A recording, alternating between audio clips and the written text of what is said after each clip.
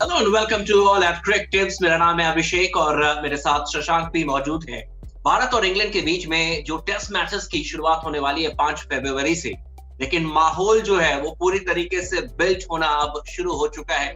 दोनों देशों के बीच में मुकाबला 5 फरवरी से खेला जाएगा मैदान पर, लेकिन उससे पहले जो शब्दों की वार है उसकी शुरुआत हो चुकी है। केविन पीटरसन ने यहाँ तक कह दिया शशांक की इंग्लैंड की टीम को अपने द बेस्ट प्लेइंग 11 के साथ उतरना चाहिए और इनफैक्ट जो बेंच स्ट्रेंथ है उसे भी सबसे स्ट्रॉन्गेस्ट बेंच स्ट्रेंथ के साथ उतरना चाहिए, क्योंकि इंडिया के साथ केक वॉक होने वाला नहीं है। इंडिया की टीम श्रीलंका नहीं है, यहाँ पर इनको पूरी जोरदार यहाँ पर प्रदर्शन करना होगा, तभी लोग मानेंगे कि England is one of the finest side in test cricket. बिल्कुल सही बात है और बहुत अच्छा मुद्दा उठाया अभिषेक आपने इस बात को लेकर के। पीटरसन इसलिए कह रहे हैं क्योंकि पीटरसन जो है वो गवाह रहे हैं 2 टेस्ट सीरीज के। एक तो वो टेस्ट सीरीज जो कि एशेज के लिए जाना जाता है और दूसरा वो टेस्ट सीरीज जो कि भारत से खेला गया था। आपको याद होगा चेन्नई का ही मैदान था और 387 रन्स बना करके इंडिया ने 5वें दिन जाकर के जीत हासिल की थी। तेंदुलकर ने शतक जड़ा था, सहवाग ने 61 बॉल पे ही 83 रन बना दिए थे।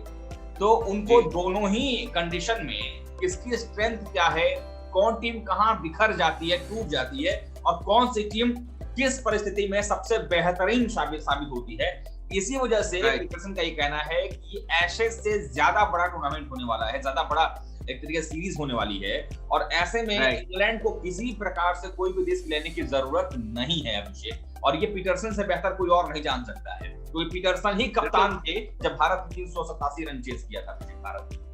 बिल्कुल सही कहा आपने and he was one of the finest England batsman that we have seen. और जिस तरीके से आपने एशेज की बात की 2005 में केविन पीटरसन और एंड्रयू फ्लिंटॉफ ने 2 खिलाड़ियों ने मिलकर ऑस्ट्रेलिया का काम तमाम कर दिया था। लेकिन बात की जाए एंड्रयू फ्लिंटॉफ और केविन पीटरसन के अलावा, लेकिन जॉनी बेस्टो की अगर यहाँ पर हम बात करें शशांक, वो टीम में है नहीं, लेकिन फिर भी पीटरसन ने कहा कि जॉनी बेस्टो को टीम में होना चाहिए था। लेकिन अगर आप इंग्लैंड की टीम देखेंगे, जो आपसे भी चर्चा हो रही थी, they are looking very strong and commandable side, क्योंकि उनके टीम में मैक्सिमम ऑलराउंडर्स हैं और इंडियन कंडीशन में ऑलराउंडर्स को लेकर आना that is not a bad option. बिल्कुल सही बात है अभिषेक। और देखिए जॉनी बेस्टो की जहां तक बात है, पहले मैं ये जवाब दे दूं आपको।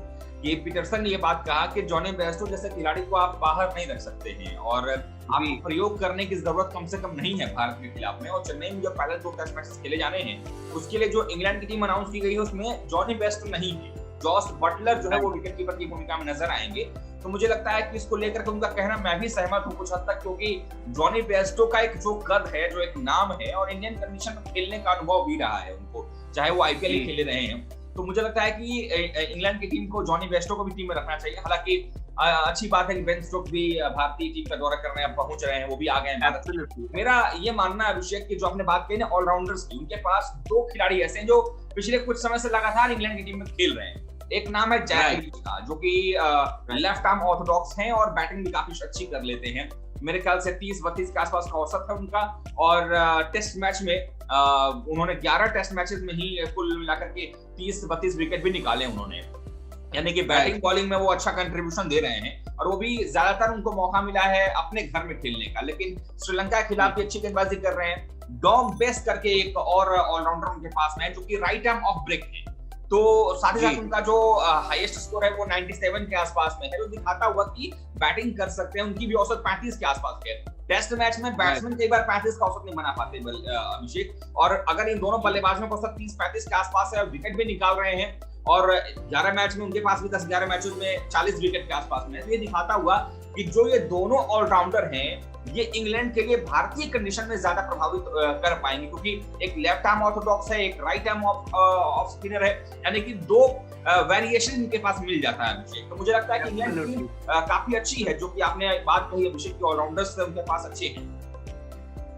जी बिल्कुल, और शायद इसीलिए कहा जाता है कि अगर आपके पास ऑप्शंस हो तो फिर आप टेस्ट मैच क्रिकेट में ज्यादा बेहतर कर सकते हैं। एंड यू कैन नॉट आप इजीली ले सकते हैं इंग्लैंड टीम को टेस्ट मैच क्रिकेट में, क्योंकि वो बहुत स्ट्रॉन्ग साइड है, इसमें भी कोई दो राय नहीं है। और इसीलिए हम कहते हैं कि this is going to be another mouth watering series, India versus England, that will start on 5th of February in Chennai. लेकिन बात की जाए शशांक चेतेश्वर पुजारा की, हैप्पी बर्थडे है टुडे एंड क्रिक टिप्स की तरफ से we wish him a very very happy birthday. और आने वाला जो साल है, जो ये साल है, वो बहुत ही शानदार हो। इस एक तरीके से कहा जाएगा कि उनके लिए जो सीजन है वो शानदार हो।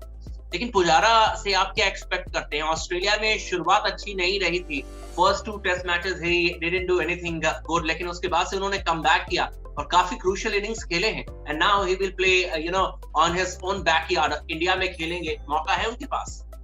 बिल्कुल मौका है, और जब भारत में खेलेंगे तो आप देखेंगे कि इतने धीमे वो नहीं खेलेंगे, और भारतीय कंडीशन थोड़ी अलग होती है, अपने यहाँ खेलना होता है।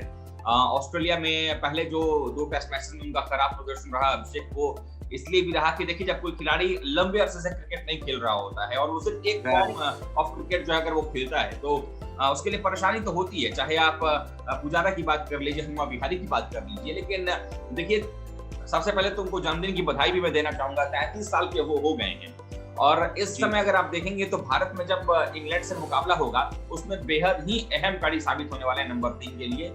और उम्मीद हम यही करेंगे कि यहाँ जो 4 टेस्ट मैचेस खेले जा रहे हैं इसमें ढेर सारे भर भर के रन बनाएंगे पुजारा, इसमें कहीं कोई दो राय नहीं है। लेकिन पुजारा के अगर रनों की हम बात से ज्यादा उनके गेंदों की हम बात कर ले जो उन्होंने खेली है, चाहे 50 रन बनाने के लिए 200 गेंदे वो खेल गए हों, चाहे उन्होंने शानदार पारियां जो भी खेली 2-3 पारियां ऑस्ट्रेलिया में, वो सभी आप पारी को अगर आप देखेंगे तो सभी मैच बचाऊ और मैच जिताऊ पारियां थी। तो ये दिखाता हुआ कि किस कद के बल्लेबाज है पुजारा।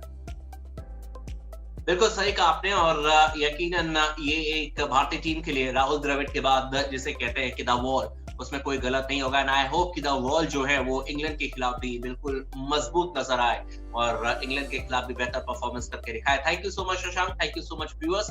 आप इसी तरीके से क्रिकेट टिप्स पर हमारे साथ बने रहें, एंड जैसा कि बार बार हम कहते हैं कि cricket is not only to watch, to win also, और इसीलिए क्रिकेट टिप्स पर आप आते हैं, आपको जीतने के लिए बहुत सारे मौके मिलते हैं। और आपको बता दें कि बहुत जल्द हम एक से बढ़कर एक प्रोग्राम भी क्रिकेट टिप्स पर आपके लिए लेकर आएंगे, तो इसी तरीके से सपोर्ट जो है आप देते रहिए। Till then have a great time. Thank you Abhishek.